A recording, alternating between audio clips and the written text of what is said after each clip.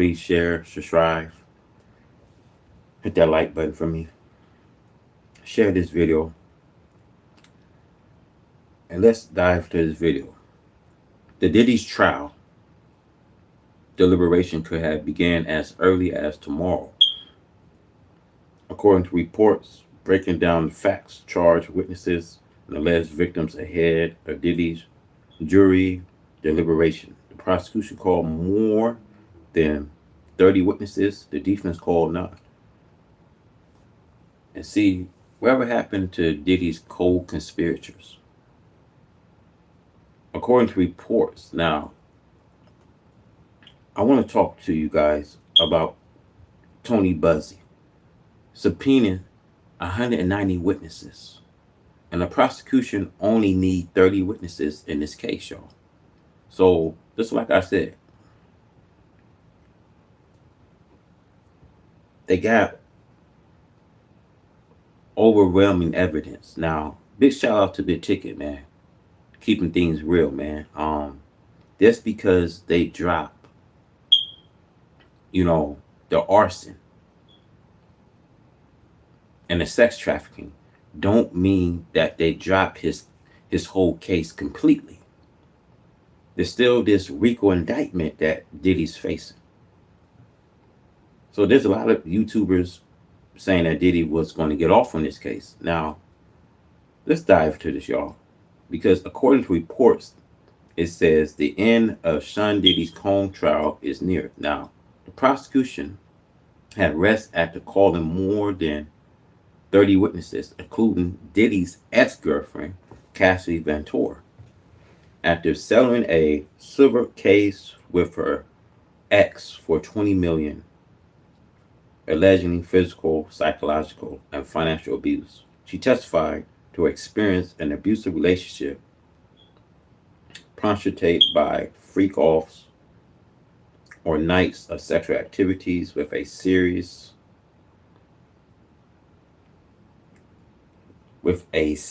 of sex workers while Diddy watched and masturbated. Now, according to reports, it says, including former employee Capricorn Clark, the former employee Jane Doe, who also testified to what she called hotel nights. Also, with sex workers, provide that Combs was abusive in his intimate relationships in the workplace as well. The defense rests its case without calling a single witness.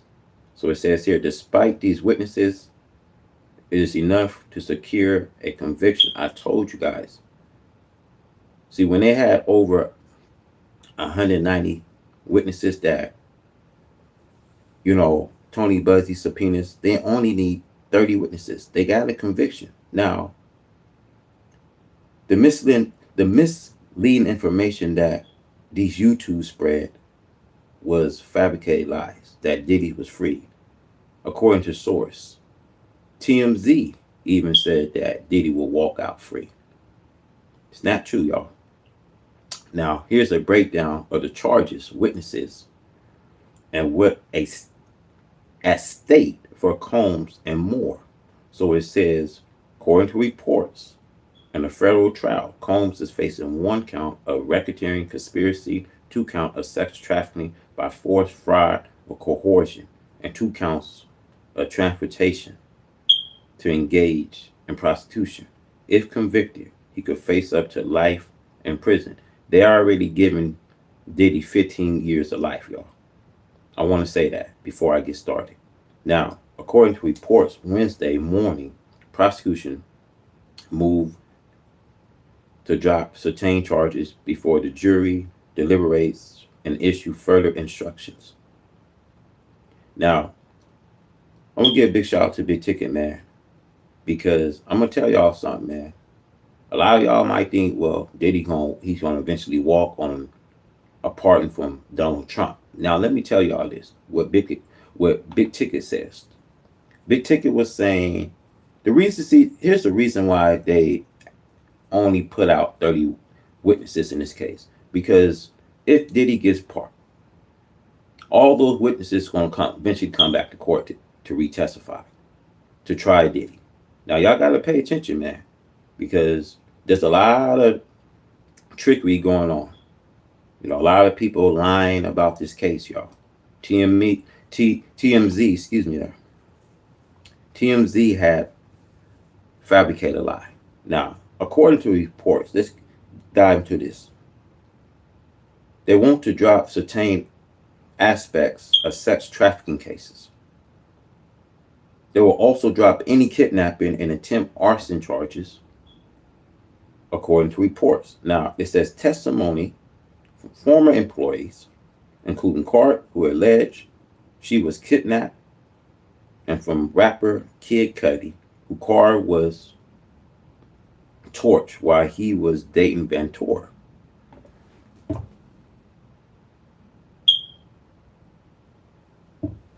Look, I'm gonna say, man, you know how long it's gonna take for Diddy to get pardoned? He got to do a minimum of 2 to 5 years before he gets pardoned.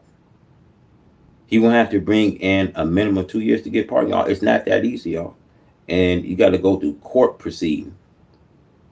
He got to go through court proceeding, y'all. So meaning that before it gets in the court, it could take. Look, he gonna have to spend 2 years, right? And then before it gets in court, it's gonna be another two years. By then, Trump might be out of office, y'all. So I don't think that it's gonna be easy for Diddy just to get a pardon, y'all. I gotta know how these court proceeding go, man. So now it says here, according to report, what have been most debated are the racketeering conspiracy or RICO charges, which are generally used against large criminal enterprises. The mafia before Combs' case, Young Thug is the most recent example of a rap magician being indicted on RICO charges. It was alleged that Young Thug born Jeffrey Lamar Williams was used his long life label as a front to commit crimes, including murder and co-founder Young. So it says here, a slim life described as a criminal street gang. Now, according to report, he was indicted with 27 other in the case. Now, according to report, it says he pleaded to a lesser charge, was released in 2024, and is currently under a 15-year probation, which includes a 20-year sentence reinstatement if he violates the term of his probation. Now it says, will Combe testified? Now, did Combe actually testify to get some of his charges dropped? Now, that's was according to TMZ. So let's go on. It says, no, Combe will not testify on his behalf. You see how TMZ lied there, though? TMZ said that according to the report, sources says that TMZ had lied about Diddy was coming home free. Now, according to reports, it says Combe would not testify on his behalf. He told the judge he had discussed it with his lawyers and was making his own decision. When judge asked Combe how he was feeling, Combe told him, I'm doing great, thank you, Your Honor. You are doing an excellent job. Now, what prosecution witness was the most impactful? It would have to be Ventura, as she, the most public face of Combs' abusive behavior, including what was shown in a 2016 video obtained and shared by CNN. Before the trial, Ventura, who had her third child with her husband, Alice Fine, 2 weeks after her appearance in court, testified to having hundreds of freak-offs with multiple sex workers over their 10-year relationships. The abuse allegation was first revealed in a civil lawsuit in 2023, with Ventura providing time, dates, and location of many of the encounters. During the trial, she also testified that her mother was forced to pay Combs $20 million to keep the tape from being revealed to the public. The money was later returned. So say Jane Doe, who also testified to being forced into what she called hotel nights, but her testimony may be undermined when it was revealed that Combs is paying her legal fees and her $10,000 rent. It says it was also revealed that despite her issues with Combs, they remained in a relationship. So it says the internet and social media reports seem divided whether or not the RICO charge will stick.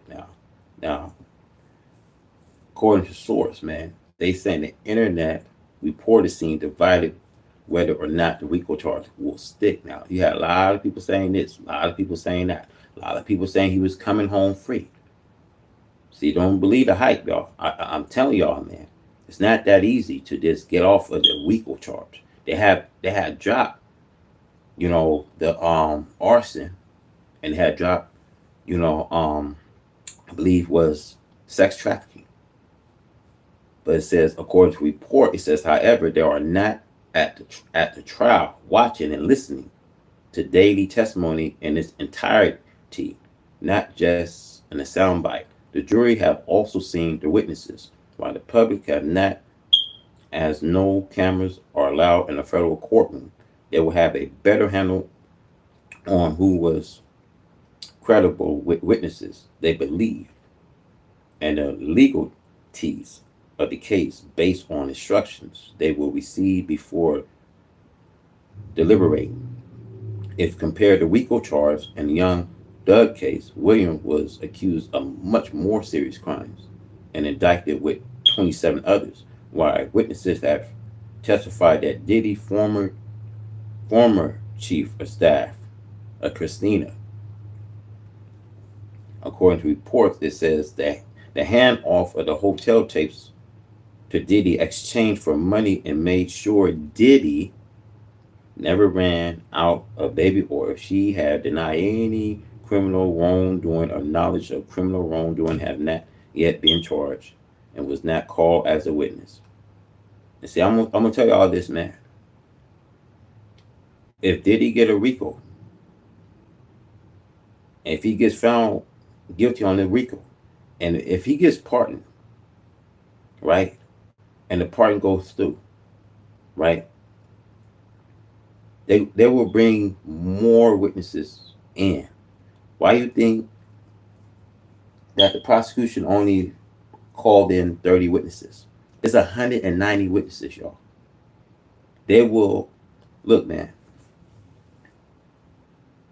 Despite if Diddy get pardoned or not, to get a pardon, Diddy will have to do at least a minimum of 2 years, and then the pardon it have to go through the court, and the pardon could take up to 2 to 5 years. I don't think it's possible.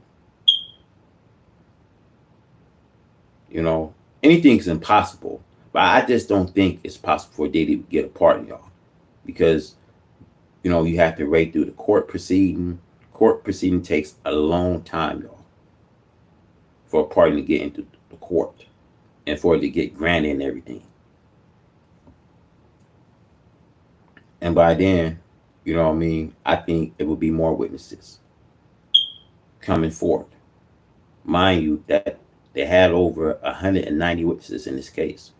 So now, let's go back to, according to the reports, it said that will undermine the conspiracy part of the RICO case, as a conspiracy usually require co-conspirators. Now, let's roll this clip, y'all, because Diddy, can be facing 15 years if found convicted, y'all. Now, I think that the juries, they want to go into deliberation sometime this week, y'all, because you got the 4th of July, you got these holidays, And I just think that these juries want to be with their family. So I think, to me, just like how everybody's saying right now, I think that they're going to speed this up. You know what I mean? Because you got the third and fourth Thursday. I believe it would be what, Thursday and Friday holidays. So I think they want to kind of get on into their deliberations sometime tomorrow. So let's roll this clip, guys. Please share this video, hit that like button for me, and let's, roll this clip. Years have pulled back the velvet curtain to reveal a dark underworld of alleged coercion, trafficking, and abuse allegedly orchestrated by the mogul himself. The charges are staggering: sex trafficking, racketeering, and transporting individuals for prostitution. Testimony from former lovers, employees, and insiders paints a chilling portrait of freak-off parties and a lifestyle fueled by fear, control, and excess. Once revered as a cultural icon, Diddy now sits stone-faced in a New York courtroom as his past is dissected in brutal detail. Millions in hush money, secret recordings, and text messages form the foundation of the prosecution's case. With the public watching and his legacy on trial, the fall of Sean Combs is no longer just a scandal. It's a cultural reckoning, and the final verdict has yet to be written. Tonight, we are live from New York with all the latest as both sides prepare for their closing arguments. I'm Vinny Politan. Thank you so much for joining us tonight here on Closing Arguments. Great to have you aboard. And yes, another big trial, another big week. And this is Closing Arguments Eve. Welcome. Great to have you here. So for Sean Diddy Combs, he was living a life of luxury. And it was a life that he created for himself. After he built his empire, he could eat at the finest restaurants, drive the fanciest cars, stay at the nicest hotels, take the most amazing vacations. It was a wonderful life. Who would not want that life? But as we're learning during the course of this trial, there was another part of his life, which was a life of debauchery. Now, once you get into that life, it's not necessarily illegal. You can do these things with other consenting people. The question is, for this jury, were these other people consenting to this other life that Sean Diddy Combs was living? And that's really what the trial's about. All of it's on display. We've seen it. We've heard it. The question is, was it illegal? If it is, that life of luxury, that life of debauchery could be a life in prison for Sean Diddy Combs. Everything is at stake in this case. Serious charges, serious ramifications. So the decision that is made either at... See, but they're saying everything's at stake, man. They coming for his assets. See, don't believe social media what they say, y'all. They haven't dropped the RICO. They can drop the arson. Yeah, they're going to drop certain things, y'all, but they haven't dropped the RICO. The RICO is the biggest charge. Now, if they drop the RICO, then we won't have to be worried about how much time he can be facing. They haven't dropped the RICO charge. They dropped part of the sex trafficking. They dropped the arson. But they haven't dropped the rest of these charges, y'all. So the government, they know they have a strong case. Because they called in 30 witnesses. They haven't called in 199 witnesses, 200 witnesses. But I supposedly believe that Tony Buzzy has subpoenaed in 190 witnesses. They didn't have to use 190 witnesses. They didn't have to use all these witnesses. They cut these witnesses. They made the trial, stretch into 8 weeks, I believe, right? 8 weeks that they need. And now I believe, the deliberation, there, will start sometime tomorrow. Because I think they will deliberate tomorrow, probably morning, because they don't want it, they don't want to start deliberating over the holidays. I think that they want to make sure that they can get things done, you know,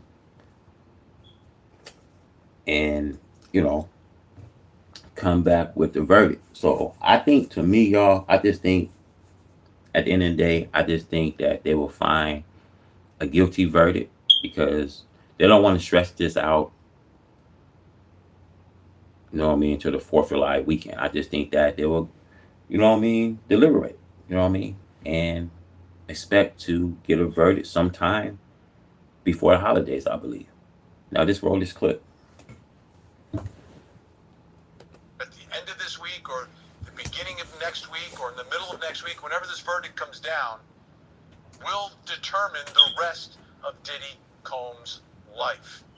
So here we are getting ready for those closing arguments, which will be happening or beginning tomorrow in New York City. And it'll be interesting. It'll be interesting because everything's at stake here. Think about, first of all, from the defense attorney's perspective, right? I always like to think about it. You've got a client paying a lot of money, a lot of money. Is this case winnable? You know, you're going against the federal government. Then if you're the federal government, you make this very public accusation. And could you imagine at the end of it all, Diddy just walks out of the courthouse? Either one of those scenarios, very, very possible. Let's get some inside information. Court TV legal correspondent Kelly Craft joining us live from New York City, outside of the federal courthouse where all this is happening. And today was not a day for evidence or testimony, but it was an important day, this charge conference. And things happen that in most cases that we cover on Court TV don't happen. Tell us the latest, Kelly. Well, good evening to you, Vinny. This charge conference just ended about 15 minutes ago. So it was supposed to start at noon, then it was pushed back, then it was pushed back again. And then finally it got underway at 3:45 p.m. Eastern. And again, people are just making their way outside the federal courthouse because it just ended. During this charge conference, the prosecution team as well as defense counsel, they made various proposals, Vinny, to those jury instructions. So they would make the proposals, objections would be raised, and then the judge would either agree or overrule some of the ideas and the proposals that the attorneys were putting forth.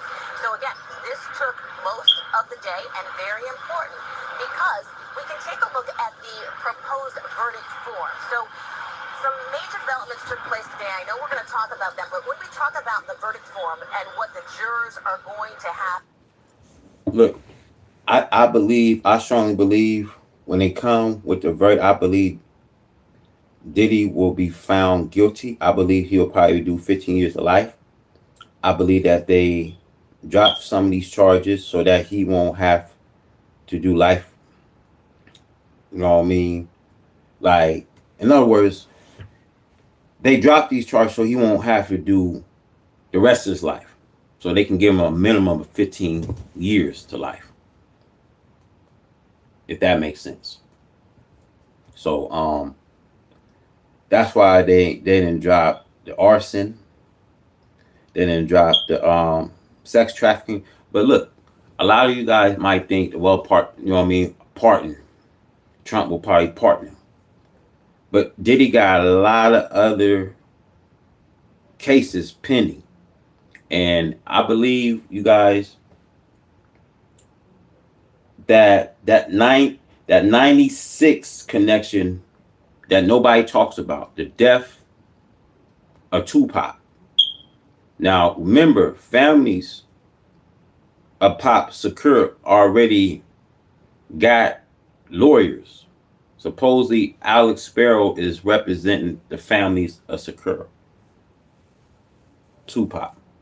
So, you guys, I want to just go over how these, you know what I mean, court proceeding go, because a lot of people might not know how these court proceeding goes, man. When they come with this verdict, if Diddy gets found guilty, he'll have to do a minimum of 2 years, y'all. 2 years to go up from a pardon. And before the pardon gets into court, it's going to take a while before it gets into court, before they have to grant it. And by then, Trump might be out of office, y'all. Trump might be out off, and I don't think that he's gonna. I don't think that they're gonna consider him getting a pardon, man, because they got all these evidence on him. Why you think the prosecution called out 30 witnesses? They didn't even use 190 witnesses in this case, y'all. So the government is trying to prove the state that they got a strong conviction. And I strongly believe, y'all, that they will start deliberating tomorrow. And I believe that they'll probably finish up before the holiday, before the 4th of July gets here, y'all. I believe that. I don't think that they're going to go so long. I don't think they will deliberate after the 4th. I think that they want to get this done so that they can have time with their families. Let's go. To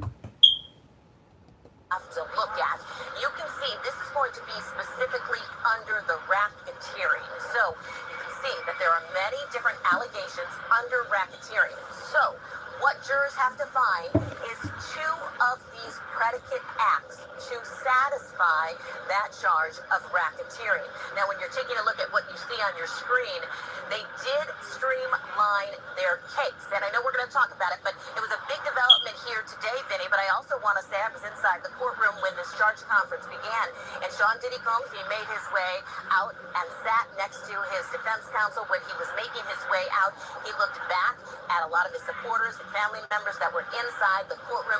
He kind of did a little kind of pound on his chest, kind of just expressing to his family that he loves them. He blew some kisses and was waving. He was in such good spirits today, Vinny. Some of the best spirits that I have seen him yet. That's interesting because the end is near. And soon the case will be out of his hands, out of his attorney's hands, and in the hands of 12 people that, got a summons in the mail and came down and were placed on this jury. Think about it, man. Your life is in the hands of 12 juries that you never seen. You know what I mean? Just think about when your hands in 12 juries that you never seen. These juries all know each other. They probably all shop together. They probably, you know what I mean? Talk amongst each other.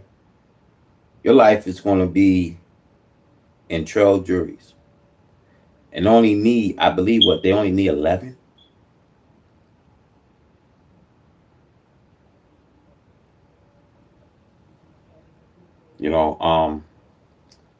I don't even think this shouldn't even be a hung jury. Because some people think that just because you get a hung jury, that it works in your favor. No, they got to do it all over again. See, when you get a hung jury, it can be probably worse if Diddy get a hung jury, because that means that they can subpoena more witnesses. So however it goes, man, to put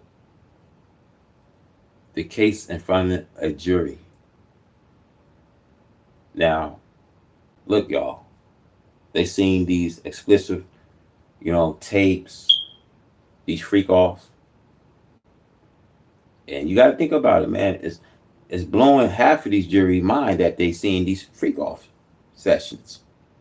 How is you going to get around these freak off sessions? Because all they got to prove whether he was running enterprise. And the videos, it tells the story, y'all. And I want to say this, man, to all my viewers that's here. A lot of YouTubers, man, giving out this fabricated lie. They haven't went into the courtroom. They haven't really watched the trial. All they just hearing hearsay and going off what people saying, man. You got to be actually in that courtroom seeing and hearing what people are saying, man. You got to actually be in the courtroom, man. There's a lot of funk trickery going on, man. A lot of lies being said, man. So, like I said, y'all, don't believe these lies, y'all. When the Fed got you, they got you, y'all. You know, when they got you, they got you. Let's go.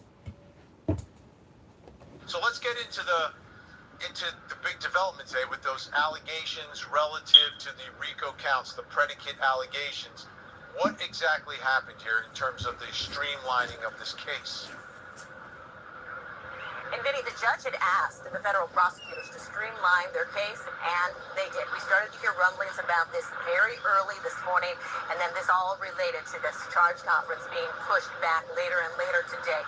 And so what they are doing in this situation is, under that racketeering conspiracy, they are now eliminating, for instance, arson, attempted arson, as well as those two allegations of kidnapping, as well as witness tampering. And I know we have a little bit of AI-generated testimony because this is federal court, so we can't bring you sound from inside the courtroom, even though we're in there, no cameras allowed. So we can do this through AI-generated information when the lawyer is speaking. Why don't we go ahead and listen to this? It's a little snippet of when they're talking about kidnapping. This is from the motion for a judgment of acquittal yesterday, but it all relates to the streamlining of these allegations. The first incident is as to Capricorn Clark. Under New York law, she told the story about the lie detector test and how, according to her testimony, for 5 days straight, she was transported by Paul Offord to a building in Manhattan that was going to be the new office for Mr. Combs's businesses. And this does not satisfy the requirements under New York law. If she was ever restrained without her consent at all, most importantly, there's no evidence in the record that Mr. Combs knew that this was happening or agreed that a co-conspirator should kidnap her. At most, the evidence showed that he knew his jewelry was missing and that she was one of the employees being investigated for the possible theft of the jewelry. But her alleged interactions were entirely with Mr. Offord and the person she claims administers the lie detector test. There's no evidence whatsoever that if this occurred, that Mr. Combs had any idea it was going on. And speculation obviously. Hey, I wanna say this, y'all. Do you know why they only need 30 witnesses in this case, y'all? Because they don't want to face double jeopardy.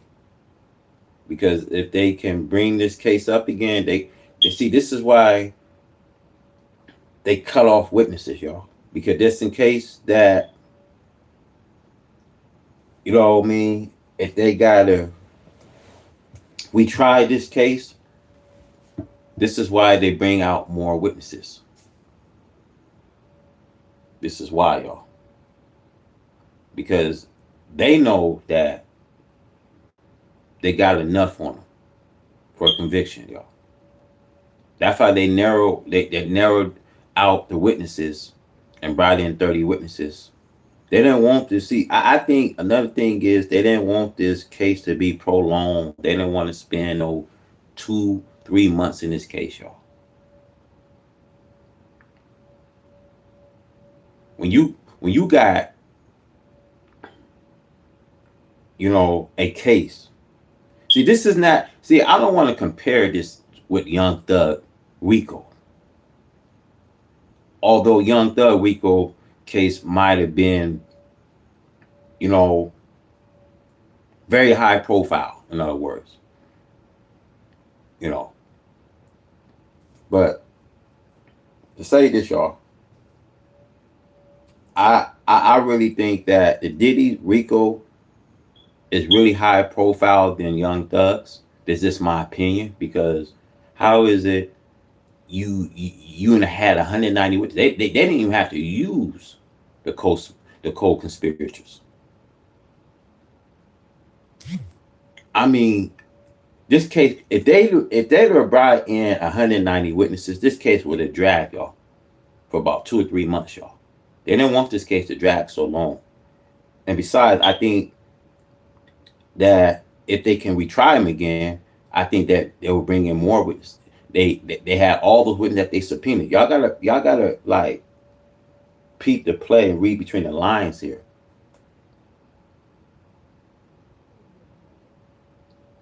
Because this thing, if they use 190 witnesses, Diddy will be underneath the jail, y'all. You know. 15 years of life, you know, is good for a conviction for the state. Otherwise, Diddy probably been looking at 20 or 25 years of life.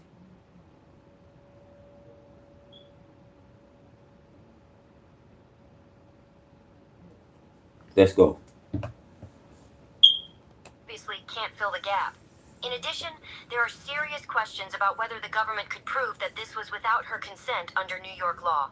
She went willingly every day. If you're looking for a business loan, an SBA loan is one of your best options. Why is that? To start with, And they're talking about their Capricorn Clark. When you heard Capricorn Clark, you're looking at her right there. She testified in this case, talking about this attempted alleged kidnapping. So again, those two allegations under racketeering conspiracy, those predicate acts, have been eliminated by the federal prosecutors. This, of course, also relates to Kid Cudi. We heard testimony from Kid Cudi saying that Sean Diddy Combs had torched his Porsche, that he believed Sean Diddy Combs torched his Porsche. But defense counsel, even on cross-examination, was indicating and suggesting there's no evidence linking Sean Combs to any of this activity. So now, that's gone. That's also gone, Vinny. And then, of course, witness tampering, and this is in regard to Mia. So really, the government streamlining this case here, Vinny, and making certain it has a cohesive argument when it's presented tomorrow to the jury. Okay, let's talk about tomorrow and the jury. It is closing arguments eve. We always celebrate it here on this program. What can we expect tomorrow? And we just received some new information in regard to this, Vinny, just as court was wrapping up, just, again, a short time ago. The prosecutors will deliver their closing tomorrow. We're going to get started a little bit later. We were thinking it was going to be 9 a.m. It's going to be 10 a.m. Eastern. So tomorrow, only the prosecution is going to go. Then we're going to adjourn for the day. Then on Friday, defense counsel will deliver its closing argument. Defense counsel had said that they were going to take about 4 hours, but now, because of most likely the streamlining of this case, they said that they are only going to need about 3 hours. So again, they had initially said 4 hours. Prosecution is still sticking with its 4. Defense counsel now saying only 3 hours. Okay, so then that'll be wrapped up by Friday, and the jury will get the case either late Friday or Monday. Yeah, and that's the thing, Vinny. No real information as to now if the jury will get the case on Friday, but now with this abbreviated case, if you will, they might get it on Friday. The word had been they're not going to get the case until Monday, but now we are thinking just some chatter outside the courtroom because, of course, this is all just developing now. They might get the case on Friday. We'll have to All right. Kelly Graff in New York City getting ready for the end of the Diddy case. Thank you so much. All right, let's bring in our think tank live in studio tonight. Criminal defense attorney, former prosecutor. He's from New Jersey, Al Wunsch III. Criminal defense attorney, former district attorney, I believe he's from Pittsburgh, PA, Matthew Mangino. And criminal defense attorney, he's right from here, the man behind the glasses, Josh Schiffer. Great to see everyone here on the Man Show tonight. Is this a sign of weakness that they're dropping these allegations? I know the judge said streamlining, but it's being streamlined because they didn't have evidence. It is being streamlined because they didn't have evidence, but it's a smart move, I think, by the prosecution. Separate the wheat from the chaff and get yourself in and make it a good argument. The other stuff that's on there, they've got good proof on that stuff, and they demonstrated that throughout. So by getting rid of some of these weaker cases, it's going to make it stronger, it's going to make it more concise, and it's going to be easier for a jury. Matthew, is this normal for a RICO case? We don't cover a lot of RICO here because it's usually in federal court, that you throw all this stuff out and then you start trimming the fat?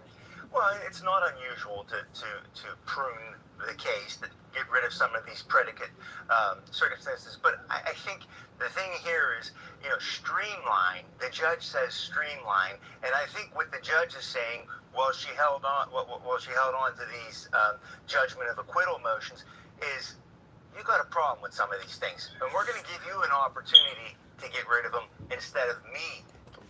Let me tell y'all something, man. All they gotta prove, if he was running enterprise. To me, this thing can go either way, y'all.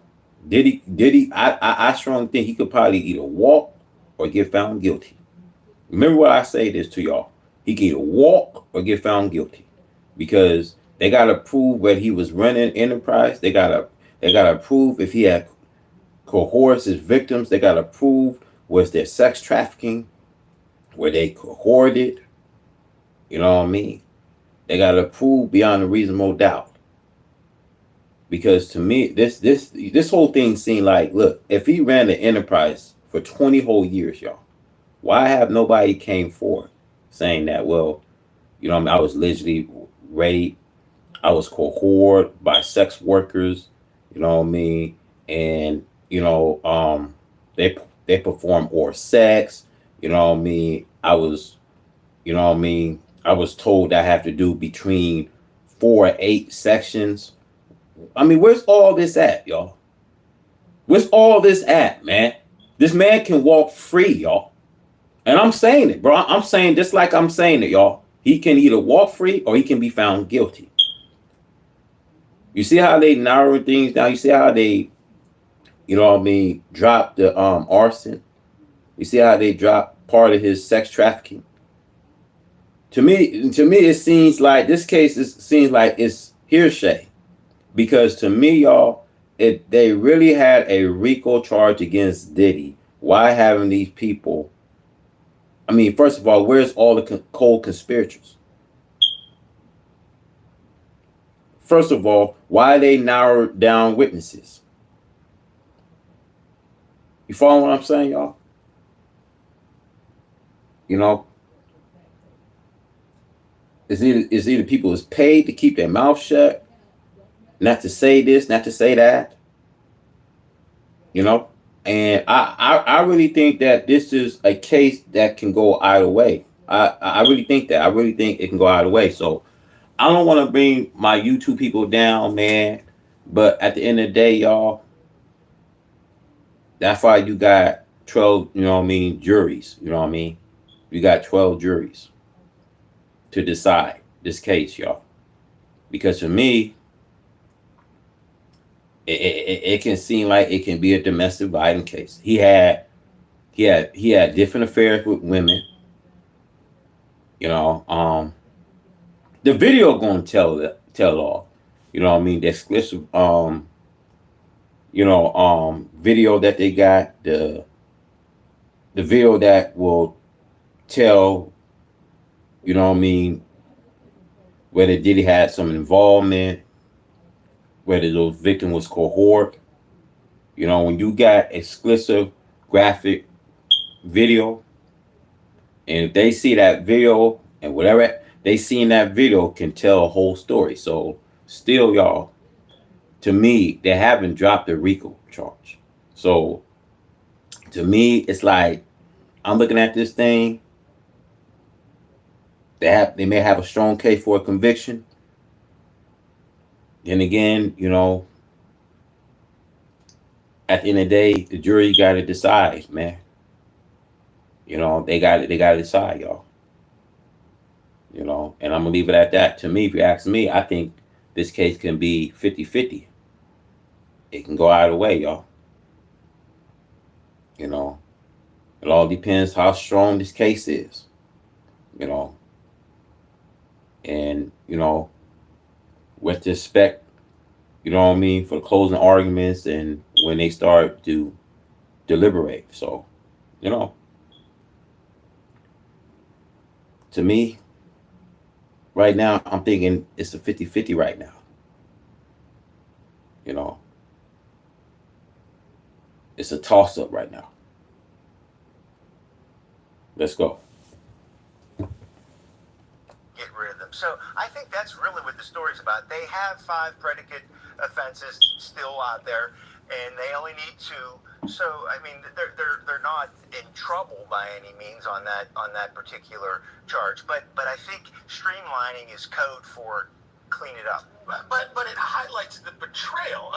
My mentor Jerry Spence teaches there's betrayal in every criminal defense case. Now we've got betrayal. The federal government promised those juries this case in opening, and now they're coming back at the end and saying, "Never mind. We weren't right about some of this stuff that we made you sit through, that we spent millions of dollars, that we dedicated all these resources to, and that's going to fit right into the hands of some brilliant defense attorneys who, as I think it's a big part of the argument, Mark. Oh, absolutely. This is selective prosecution. You're only targeting Mr. Combs because this video came out. That's the only reason is political pressure. And look, we even overcharged him. I had to take some of it back. That arson information is. Look, you guys, he's making a good point. He's making a good point here. Because look, they only got this video. That's why they haven't dropped the RICO. They only got the video. So to me, what's in that video, we don't know, fam. Because they won't show you the video. They won't show who's all the co-conspirators. I believe in that video tells it all. That video tells it all, y'all. Tells people had involvement in freak off sessions. It's not just Diddy, y'all. I think, to me, I strongly believe, I just feel that Diddy will walk out, because if you ain't got no evidence beside a video, and you only brought in 30 witnesses, and remember Tony Buzzy cross-examined, 190 witnesses, y'all. When you narrow witnesses down and you drop the things, y'all, it is to me, this thing can only go in the favor of either the defense, I believe, or it can probably go in the prosecution. But I think that the defense will have an edge. I think, to me, they have an edge in this case because, where are his co-conspirators? Where are the people that's supposed to testify? Sure, Diddy didn't have nobody coming in his side to testify. But, you have over 190 witnesses, y'all. And I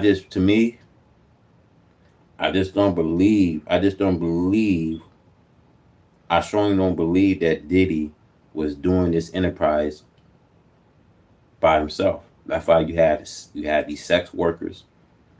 You have all his people that was around him. You mean to tell me all these people that was around him didn't know what was going on? Didn't want to have no parts? I think this case is weak. I think after looking, hearing all the witnesses, I think this case is weak. I strongly think this case is weak. I strongly think that this case, just like Carson Cena, big shout out to my brother Carson Cena, man. Big shout out to a lot of other YouTubers, because I agree that this case is weak. If you only got a video to show what was going on, I don't really think that they really got a case. They waste time to spend millions of dollars in this courtroom. And I don't really think that they have a strong case, man. I just really don't think that they have a strong case.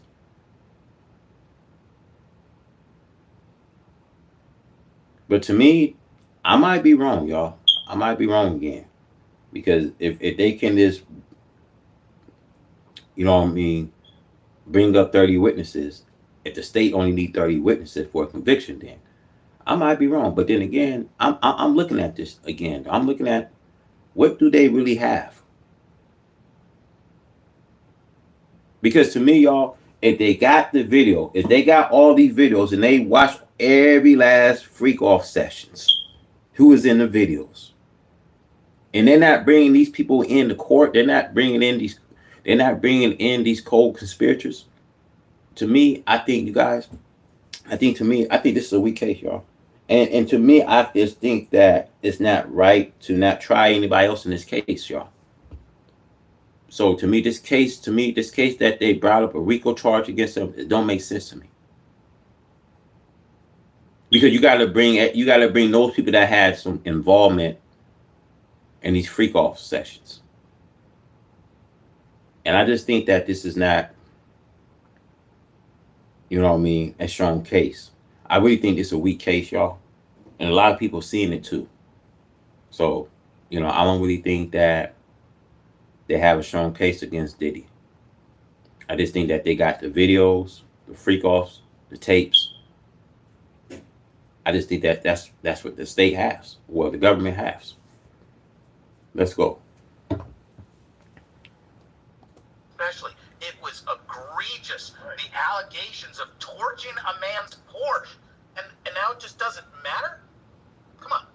Right, I think that's important, and I'm going to really pound away from a defense standpoint. Is, hey, ladies and gentlemen, you had to sit here and listen to this.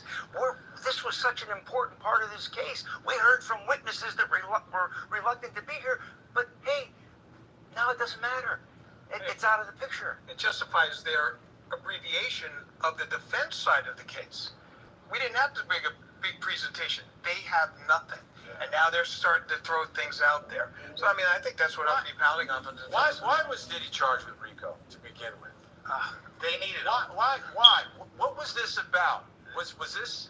Why did they go after him? Why at that point, if he's been allegedly doing this for 20 years, are these the civil cases that are leaking over into the criminal realm? But why RICO? It was Why not just charge him for what he did? Well, I think it's the range of sentencing. I mean, You see what I'm saying? Why the RICO? Why would they put a RICO charge? Why not charge him for what he did? Why would you put a RICO indictment charge on him? Why haven't the government charge him for what he did? Why would you put a RICO charge? To me, it don't make sense to put a RICO indictment charge when you could have probably charged him for what he did. I think Diddy probably could have did less time than the time that they trying to accuse him with. You know what I mean? Because I don't really think this case is a RICO case, y'all. You know what I mean? But anyway, they want to charge him with a RICO indictment. You know. Let's go. RICO, you can pound somebody with a RICO. So that's the reason why you do RICO? and the discovery. What do you mean discovery? The ability to throw the widest net possible. In some ways, RICO is easy to convict because it's a bunch of amorphous. Hey, it really looks like this group. So why would the feds want to go after Diddy? Give me the real reason. Because it's a lifestyle. You take a look at what happened with this hip hop lifestyle. It is a thing has become bigger in and of itself. It's become an industry. It's become a huge multinational corporation, much like you saw with the mafia and what they used to be able to do, where they had their hands in everything. Diddy had his hands in everything. So if you're going to go for something, you're going to go big on it. And you take a look at this stuff, and you take a look at some of the other, crime charges that they brought on. Obviously, there was one in Georgia that they are trying to get at you with this RICO and trying to go after a lifestyle that they seem has become just. But at the end of the day, it was all about these freak offs. Right. Like the trial's about baby oil. I get it if it's non-consensual. You see that? If it's non-consensual, that's what he about to say. If it's non-consensual. See, this trial been about baby oil freak offs. That's all it's been about. And you know what, y'all? This here, man, this is a weak case. You know why? Everybody loved Diddy's parties, y'all. Everybody loved going to these parties, man. You didn't have the girl outside of court. I want to go to Diddy's freak off. I want to get F. I want to be invited to Diddy's freak offs. Come on, y'all. Come on, man. Come on, man. Where is this case coming to, y'all? If the court arguing about baby oil and freak off, everybody, I mean, when Diddy threw a party, everybody went to these parties. Now all of a sudden y'all don't want to be friends with me. Now all of a sudden y'all don't know me. This case is bogus, y'all. You know what I mean? I know I've been covering the Diddy's trial, and I know I've been saying that I think that they got him and things like that. But I'm really looking into this, y'all. When they go into this deliberation and things like that, man, I don't really think that. If they found, if they find him guilty, y'all, I just think that he should get another fair trial. Because look, y'all, if it's based on baby oil and freak off sessions, right? And they trying to prove that he ran a enterprise 20 years. Why haven't they went after him in 20 years, y'all? Why haven't they went after him when, you know what I mean, no 5 years he did the freak off? I mean, you mean to tell me that 20 years later, they come to try him? 20 years. Ain't nobody saying that? Ever since Cassie opened up that Pandora and got her lawsuit in, that's when everybody wanted to start talking. Come on, man. It just don't add up. It don't make sense, y'all. This case don't make sense, y'all. And I think everybody is knowing that this case don't make sense. I believe Diddy might be coming home, y'all. I just because if you talk in the whole trial, baby oils, freak offs. That's why everybody, if you notice, man, there's more witnesses that they could have brought in court. If this was a strong argument, if the federal governments had a case, why wouldn't they bring out all and subpoena all these witnesses to come forward and testify? And says, yeah, Diddy had cohort his victims. Yes. Everybody will come in saying the same exact thing. Yeah, Diddy had cohort his victims. Diddy was abusive and blah blah blah. But you ain't even got half, you know what I mean, half of these witnesses that testify, you know what I mean? You ain't even got the main celebrity people that was in these parties, man.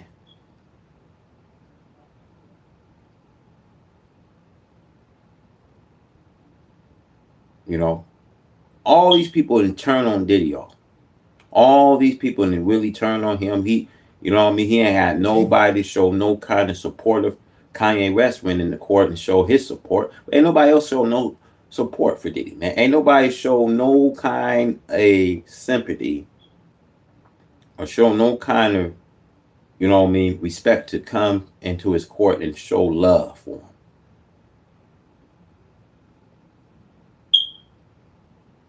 It's like they trying to hear a guilty verdict, y'all. So that way they can come back and say, well, yeah, you know what I mean? He was dangerous to our society. And, you know, there's a lot of people that was involved in these freak. I'm not gonna sit here and just say Diddy was one man that was just involved in the freak offs.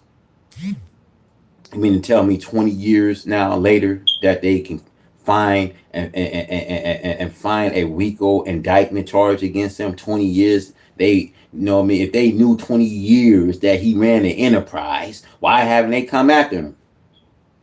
Why they waited after 20 years, y'all? And you've got tapes online, people watching tapes online. Why haven't they went after him after 20 years, y'all? Which I think this is a weak case. Let's go, man. Central, all of that. I get the criminal activity. I don't understand why we're looking at him as running a criminal enterprise. That's the point. Like, okay, sexual assault. You know, even if you want to do the trafficking alone, but why are we in the world of RICO? I think, why did the feds do it? Why? Just because it's easier for them? Is that why? Is it an easier thing for them to prove? I think the salacious nature of this, it's been built up so big, what was going on, that they figured, people were just going to be terrified by this. And I still believe that it's about the ultimate punishment. If we can go after Diddy and we can prove racketeering, this is going to be a big deal. And I think, did they go a bridge too far with the racketeering? I also just need to add, it's because other law enforcement and criminal justice remedies failed people and this Cassie video came out. No one cared about this other than in the rumor mill until we saw the viciousness of this video. And then smart, caring people said, why didn't anything happen to that guy?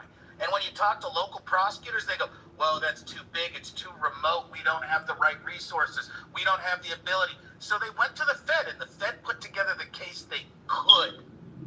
And it happened to be overreaching, way too aggressive,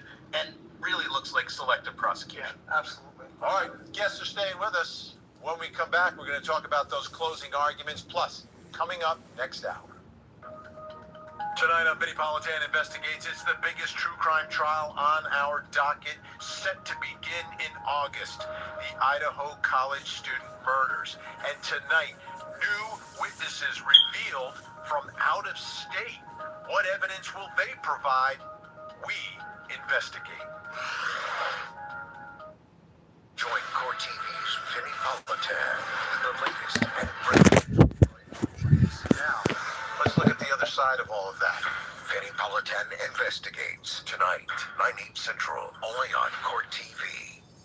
The brutal murders of 4 University of Idaho students. Detectives arrested Brian Kohlberger. And I pray that we have justice. The Idaho College Student Murders Trial. Live coverage begins this August, only on Core TV. Is it your decision not to testify in this case? That is my decision, Your Honor. Is that your decision? Now, it could be That is solely my decision. solely your decision. Okay, is there any further questions? I mean, it's my decision, but with my lawyer. All right, just to clarify, do you understand that it is your decision to make? Yes, my decision to make. I'm making the decision. And you've made the decision freely and voluntarily on your own behalf? Yes, Your Honor. All right, straight from the transcripts from the courtroom, Diddy telling the judge, yeah, I'm not going to testify. And it's my decision, really. No, it's your decision? Yeah, it's my decision. So we're getting ready for closing arguments. It's closing arguments eve. And I want to go back to the prosecutor's opening statement, take a little piece of that, talk about how that may play during the closing. Let's take a listen. This is Sean Combs. To the public, he was Puff Daddy, or Diddy, a cultural icon, a businessman, larger than life. But there was another side to him, a side that ran a criminal enterprise. During this trial, you are going to hear about 20 years of the defendant's crimes. But he didn't do it alone. He had an inner circle of bodyguards and high-ranking employees who helped him commit crimes and helped him cover them up. Kidnapping. So you hear the biggest thing she said. He didn't do this alone. So if he didn't do this on his own, then everybody that was participants. Where is everybody that was participants? It's not right to get one man. See, this is bogus, y'all. If you know he was running a enterprise for 20 years, why have y'all went after him? Why y'all waited after 20 years? Let it make sense, y'all. Y'all waited to just build this shit up and start getting him now? You need to get someone when it's early. When tapes was flowing around. See, this is garbage. Everybody knew about freak-offs. Because the tapes was flowing all in through the internet, all on social media. You waited to come after him after 20 years. You could have came after him 10 years. Hell, you could have probably came after him 5 years. Let's go to 5 years to 10 years. 15 years you could have came after him. But they waited to 20 years. 20 years. See, if you got something, man, if look, y'all, I'm going to say it like this. If I went out and shot someone, murdered someone, right? And I did it, you know what I mean, 20 years ago, right? Why will you want to come after me after 20 years? Why not come after me when I did it? When I went out there and did what I did? You mean to tell me after 20 years they came after Diddy? Why not come after Diddy when he was running enterprise? Was nobody saying nothing? Everybody liked it, these freak off parties. You mean to tell me you know, that they didn't like these freak off sections. Just look at this. Look at the case with, you know what I mean, Jeffrey Epstein. I mean, his case was worse than Diddy's, y'all. He was tried. They dropped his case, and he was let out. And then he came back to court, and that wasn't buying the second time. But why is it Diddy's not getting those kind of treatment? Why is they making and painting him to be a monster? If they saying that he was alone, then who was participants?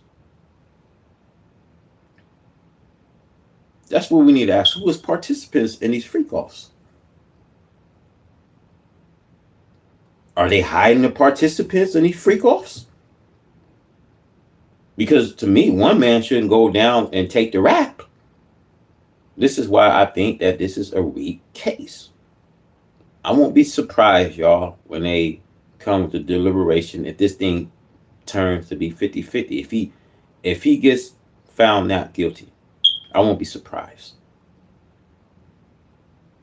You know, I've been saying guilty verdict and things like that, but I'm really looking at this case now. You know what I mean? I've been following this case for too long now. You know, this case is not making sense though. Let's go. Arson, drugs, sex crimes, bribery, and obstruction. These are just some of the crimes that the defendant and his inner circle committed again and again. You are going to hear about... Look, drugs, alcohol, all that stuff plays in Hollywood, y'all. You know how long Hollywood been doing all that? Drugs, alcohol, and, you know what I mean, freak off parties. They did that for a long time, y'all. The elite people did that a long time, way before Diddy got into the industry. Hollywood been known kidnapping kids, partying, you know what I mean, the sex trafficking, you know what I mean, cohort. They've been doing this for a whole year, y'all. They've been doing it for a whole year, y'all. Now they waited 20 years to get this man. 20 years. Ain't nobody said nothing. Why ain't nobody said nothing after 20 years, y'all? Come on, man. Read between the lines, man. About all of them during this trial. The defendant called these encounters by different names over the years. First, freak offs. Later, wild king nights or hotel nights. Week after week, the defendant directed freak-offs in hotels across the country and sometimes out of the country. At times, the defendant had escorts and the women travel from out of state. So the defendant's staff sometimes organized flights, cars, and hotels. The defendant's businesses paid those expenses. For 20 years, the defendant, with the help of his trusted inner circle, committed crime after crime. That's why we... Look, y'all. If they saying inner circle, who is this inner circle? Who is this inner circle? They're not telling you that, right? They're not telling who was involved. They're not telling, well, where are his inner circle at? Where everybody that was participants? Which I think this is bogus, y'all. This is straight bogus. Because if they saying, well, he have an inner circle, well, where they at? Where they at? Because if he's going down, then where are his inner circle at? Where are the participants now? Which I think is bogus. Let's go. We are here today. That's what this case is about. I keep coming back to the same thing. I like, for 20 years he's running a criminal enterprise and nobody did anything about it. I don't understand that. You see what I'm saying? This man can once agree what I'm saying. 20 years he running enterprise and nobody's saying nothing.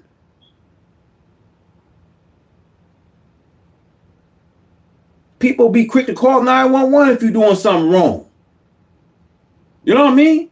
But if you running something for 20 years, you mean to say ain't nobody picking up the phone, call 911 and say, yeah, man, we got something going on. We got some disturbing stuff going on, man. You mean it ain't making sense, it ain't adding up, y'all. I'm glad that this man agreed when I'm saying, man, 20 years you go after him, man. Come on, man. Let's go, man. Nobody else got arrested. Nobody else got convicted or prosecuted. It's bizarre, right? So this interpretation, I keep going back to RICO. This interpretation of RICO. So if someone is running a business, right, and they have their secretary write a fraudulent check, and then maybe someone else does something else illegal, all of a sudden that's RICO, right? Under this definition, right? Because you're just people. Like the purpose of his business was not freak offs. Like R. Kelly, maybe it was. I don't know. And that was underage kids. Underage girls. Yeah, that was underage girls. These are adults. It may be sexual assault and all that stuff. Do you think the jury might be bothered by this? Well, here's the thing that I think is important. So he had his employees do things. Book flights. It wasn't like he said, "Hey, here's $1,000 cash. Go down to the airport and buy some plane tickets for these people," or nothing was on the books. I'm sure these purchases were made in a routine manner of business. These were things that he was directing people to do. I mean, are the employees going to say, "Hey, well, this isn't a prostitute that you're asking me to buy this plane ticket"? No, this was all legitimate in their eyes, and there was no sense of let's hide it. I mean, he promoted these freak-offs, these white Yeah, he wasn't hiding any of this stuff. No. And why should he? I mean, there was a lifestyle he was promoting. It was a lifestyle that he was living. It was the lifestyle of being bad boys, okay? It was everything that he was putting forward, and then all of a sudden, he's the only one that's picked up. I mean, at least in the mafia cases, everybody.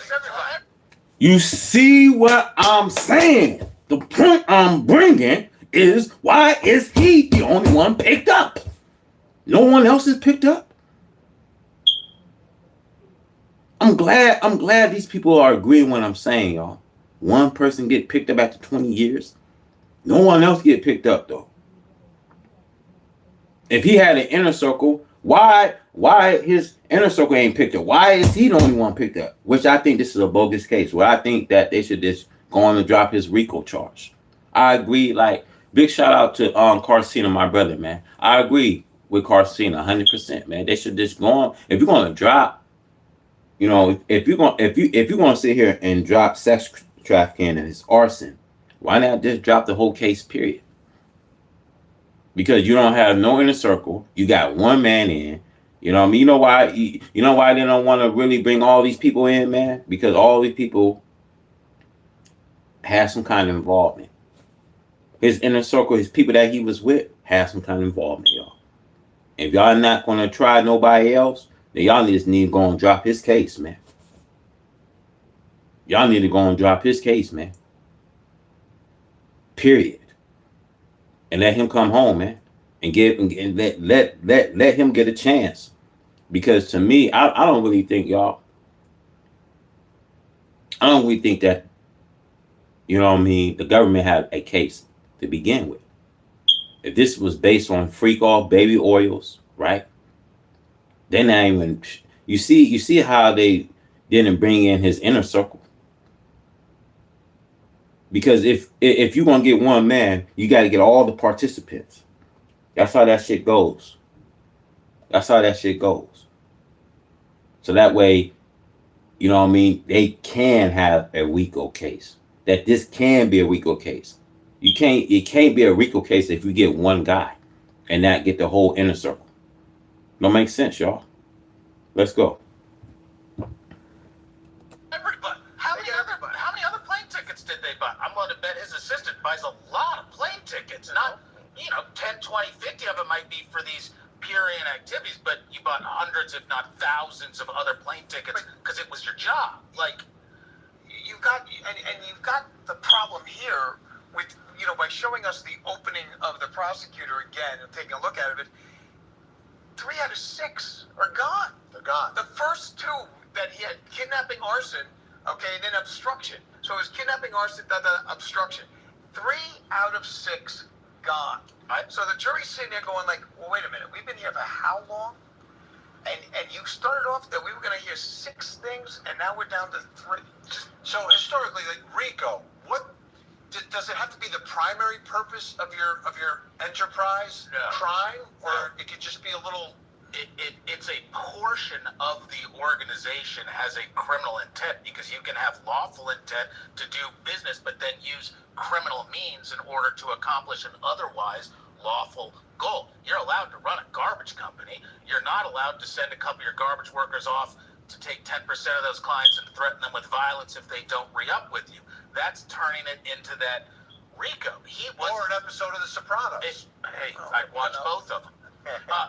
But that's really the interesting part, and I really think re-listening to that, that's what you close with. Right. Yeah. But let me when you said as the defense reads it and says, here it is. Let me ask you this though about Diddy. This jury has heard all these horrific things that he has done. The women who were subjected to this not only have they heard about it, they watched it. Right. The videos. They watched it.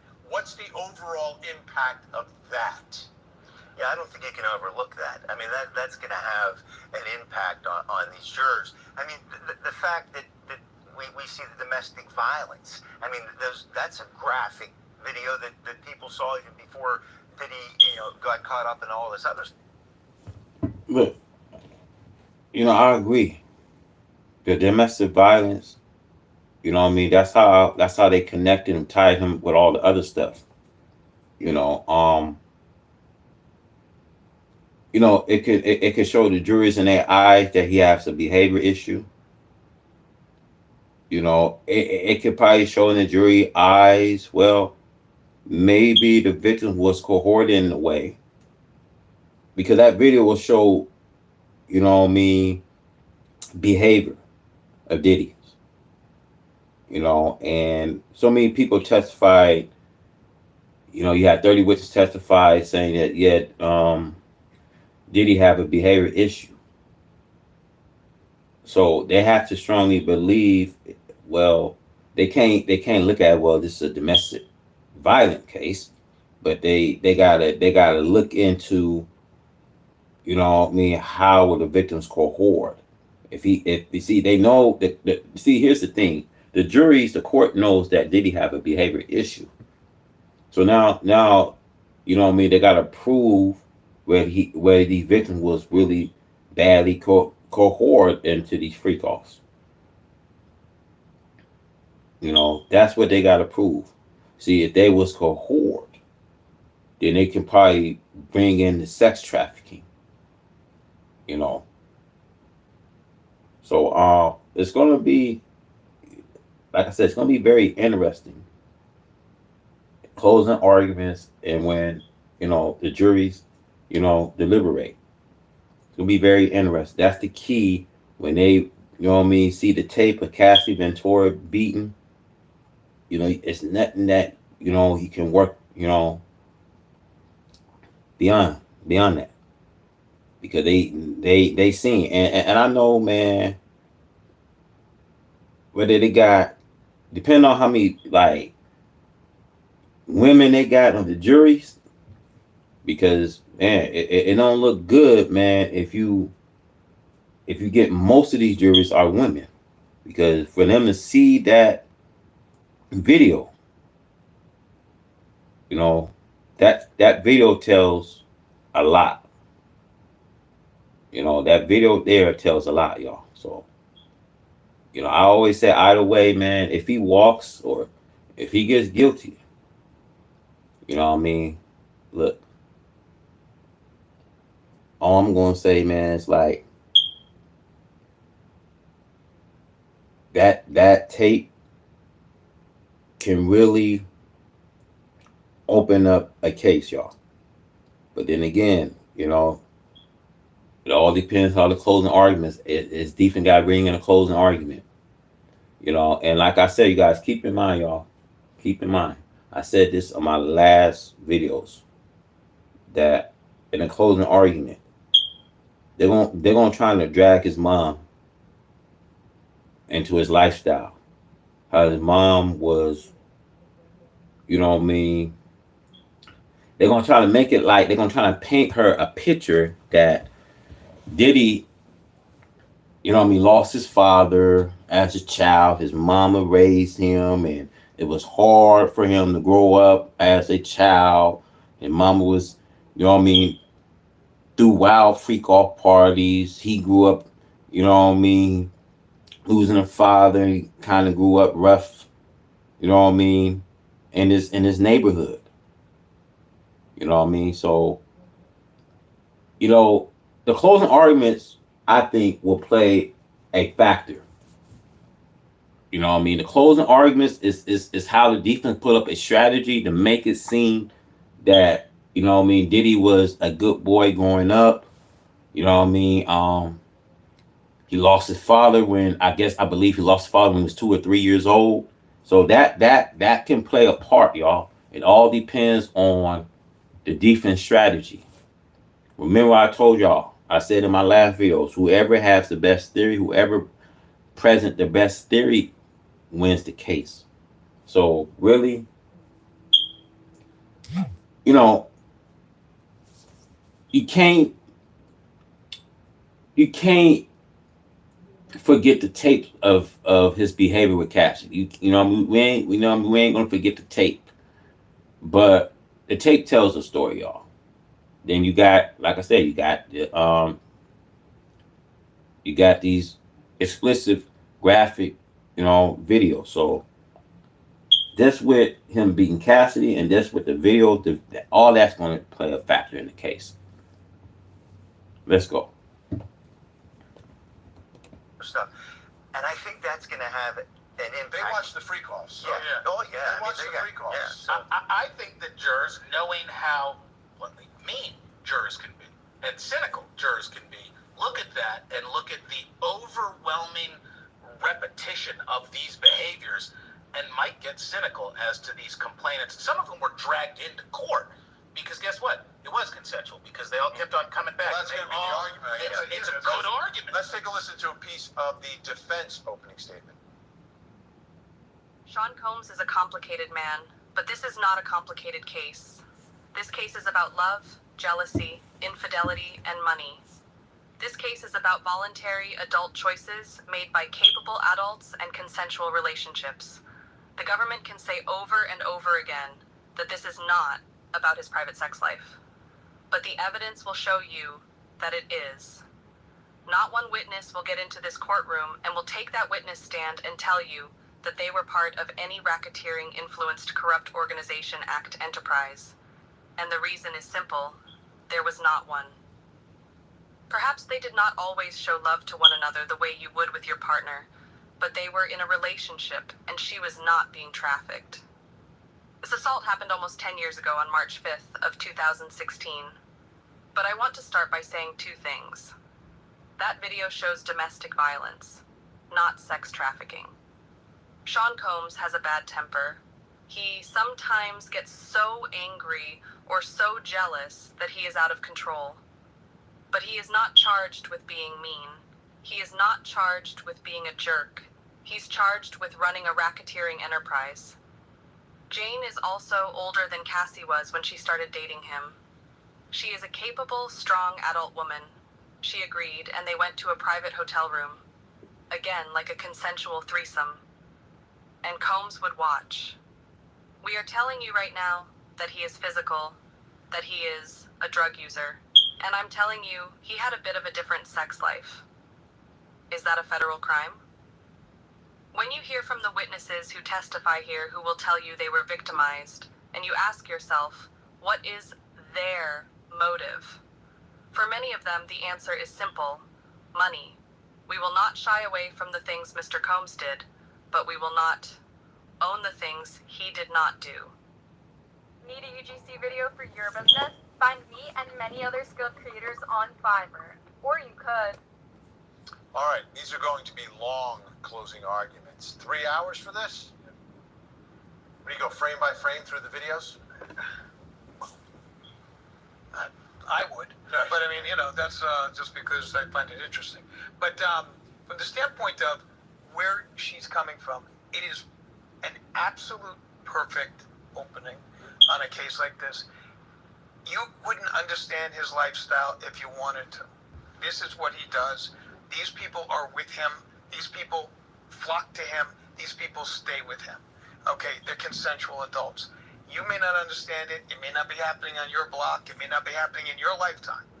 But this is the lifestyle he has.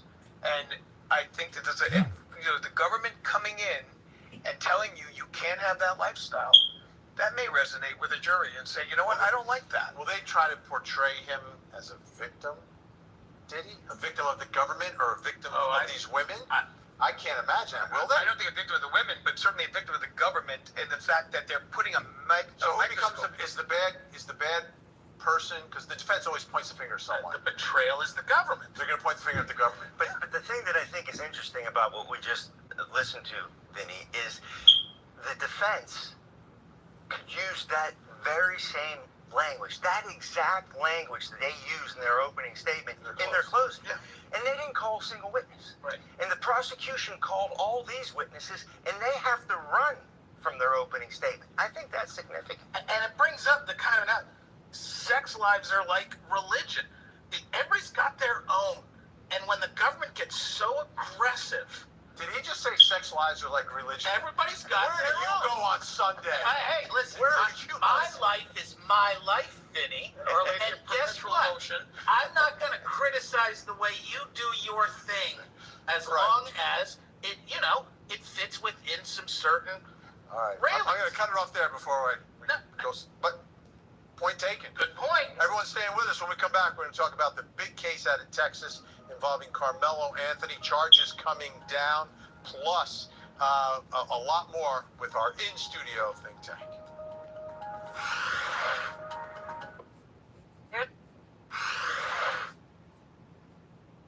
In wake of this tragic incident, our family has. Sean Diddy Combs is a music mogul, producer, and entrepreneur who built a multi-million-dollar empire with Bad Boy Records, fashion, and spirits. He helped shape hip-hop and pop culture for decades. Combs is now in the middle of a federal trial in Manhattan that began on May 5th of this year. He faces charges of racketeering, sex trafficking by force, fraud, or coercion, and transporting individuals for prostitution. Prosecutors have presented testimony from dozens of witnesses, including ex-girlfriends, Cassie Ventura, and a woman known only as Jane, as well as other employees who have painted a vivid picture of the freak-off or hotel night sessions where Combs allegedly orchestrated sexual encounters with escorts while exercising control and intimidation. Over 6 weeks, federal agents have introduced text messages, travel and hotel records, and explicit video evidence alongside millions of dollars in financial transfers. Sean Diddy Combs has pleaded not guilty and has maintained that all of these sexual encounters were consensual. This high-profile, high-stakes trial is now coming to an end, and we are live from New York with all the big moments and latest information from the Diddy sex trafficking trial.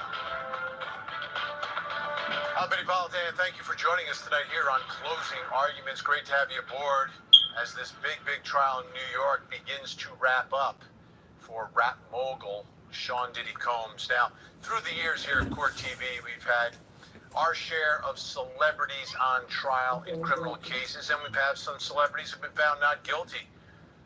These are the two big ones, right? Michael Jackson, what a case, what a trial. The allegations of molestation, the victim's children, the court of public opinion, somewhat divided, but it was difficult to really gauge what that jury was hearing because there were no cameras permitted in that case. Then there was O.J. Simpson, a mountain of evidence, DNA evidence, but in the end, after 9 months, just a few hours, the jury found him not guilty as well. Well, we've got another enormous celebrity on trial. His name is Sean Combs, known as Puffy, known as Puff Daddy, known as Diddy. known as a defendant in a big, big case here. A lot is at stake, but don't miscalculate the level of his celebrity and just how huge he was, and really in transforming pop culture. I mean, he was there at the forefront. He's a mogul in many respects. Really took hip hop and put it into pop culture and made it a part that has lasted for years. It was him. There were others involved, but he was right there on the Mount Rushmore of those who really established hip hop in our culture. Now, what he's facing includes RICO charges, and that's what makes this trial different. It's not just, okay, he did this, we're going to prove that. No, it's much larger than that, that he was running a criminal enterprise engaged in trafficking and all these other... See, this is how they play. They play a dirty game. They wait to get someone after 20 years. They don't get you when it starts. They get you when everything build up. 20 years, y'all. Let it make sense.